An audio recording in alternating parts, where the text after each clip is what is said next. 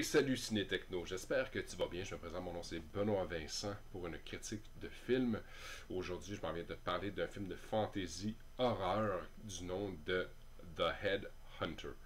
Film série B, underground, alors pas réellement rattaché à une grosse maison de production, mais ça veut pas dire que c'est pas un petit bijou.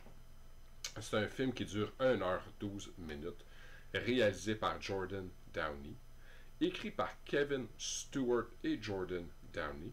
Les acteurs sont Christopher Rith, j'espère que je ne massacre pas son nom, et Cora Kaufman. Moi, la version que j'ai eue, c'est une piste sonore en anglais, seulement sans sous-titres. Sans sous-titres, dis-je. Alors, je te lis ce qui suit.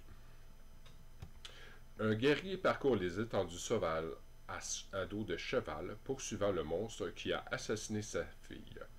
Sa soif de vengeance est la force motrice d'un film construit avec très peu d'éléments minimalistes et épiques à la fois, où fantasme et horreur trouvent leurs incarnations les plus physiques et les plus sanglantes. Et il a été aussi ajouté au catalogue du programme de SIG Festival en 2018. Alors, c'est sûr que ce genre de film-là, j'ai pas énormément à raconter par rapport au volet DVD, Blu-ray. Est-ce que tu peux y a-t-il des special features? Moi, ce que j'ai dans le fond, j'ai reçu, c'est un screener. Je suis allé directement prendre contact avec la maison de distribution. Mon nom il est écrit dans le film pour s'assurer dans le fond de ne pas pouvoir le distribuer par la suite. Et je t'avoue, c'est un film qui est extrêmement pesant, lourd de sens. Si j'avais à, dans le fond, rendre l'histoire grossière, peut-être un personnage que tu connais qui s'appelle The Punisher, on a un homme ici qui a perdu sa fille aux mains d'un monstre. On est dans un univers fantastique. Alors, où est-ce qu'il y a ogre, loup-garou, squelette, etc. La magie prend place. Il se fait voler sa fille et ça va prendre toute la place qui lui reste. Ça devient sa seule et unique mission, c'est de voir à terme la mort de cette créature-là. Et entre ces deux combats-là, il va y avoir un ensemble de combats lui permettant de collectionner les têtes de ces créatures qui va pieuter à son mur. C'est pesant, c'est lourd, c'est gritty, c'est noir, c'est sombre, ça en devient déchirant de voir cet homme-là souffrir, puis l'étendue jusqu'à laquelle il est prêt à aller pour assurer que sa fille soit vengée. On voit que c'est un individu qui est complètement habité par ce deuil-là. À plusieurs moments, il retourne au cimetière de sa fille. Il prend des heures pour lui sculpter des jouets, tout simplement pour les déposer au pied de la pierre tombale de sa fille. Tu vois qu'il est rongé. C'est quelque chose qui se traduit bien dans un film de fantasy horreur. Tout est réfléchi.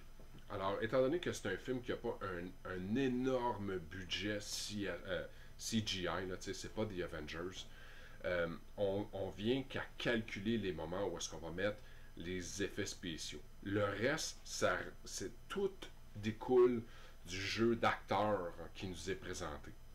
Le costume, il est malade. Je ne sais pas si tu le vois là, dans l'image, son costume de chevalier fantastique, il est épique sur la coche. Pour vrai, c'est digne d'un grand art. Tout ce qui est maquillage, à différents moments, on le voit revenir complètement déchiré, défiguré. Tu vois que le combat, il est sanglant. Tout baigne à l'intérieur de cet univers-là pour nous laisser savoir à quel point c'est souffrant d'être lui. C'est un film avec très peu de dialogue. Alors, ça vient rajouter une couche de défi pour l'acteur, où est-ce qu'il peut, parce qu'il est tout le temps seul, je veux dire, à l'exception de quelques moments où est-ce qu'il va parler aux morts, au pied de la tombe de sa fille, où il est en aventure, puis il se pieutre auprès d'un feu, puis on voit qu'il y a un cadavre là, puis écoute, il est tellement isolé, il est tellement souvent seul qu'il va aller entretenir une conversation avec lui-même par le biais du décès de l'autre. Ça laisse savoir à quel point ça prend toute la place dans sa vie. Étant donné qu'il y a très peu de dialogue, comment est-ce que tu fais pour transmettre cette information-là, cette douleur-là? Ben, c'est par les sons, c'est par ses expressions faciales, c'est par complètement détaché, dénudé d'émotions par moment. Tu sais, comme, mon Dieu, ça, c'est triste. C'est triste d'être ce personnage-là dans ce film-là. Le film, excuse-moi, le film est merveilleusement bien tourné. Les scènes, les paysages, écoute, c'est choisi. C'est clair qu'ils ont eu énormément de scouting efforts à faire pour aller découvrir toutes ces places-là. Et ça me donne pas l'impression d'être du CGI. On a des plans d'hélicoptère pour avoir genre juste le gars qui marche dans le bois avec les épinettes enneigées. C'est merveilleusement bien fait, c'est beau. Beaucoup de plans épiques, dignes à la Seigneur des Anneaux de par le décor. La nuance étant que là, c'est des vrais endroits, c'est des vraies places, puis c'est pas du CGI, c'est pas monté par ordinateur. Fait que The Headhunter, pas le plus grand film fantastique. J'en ai vu des meilleurs.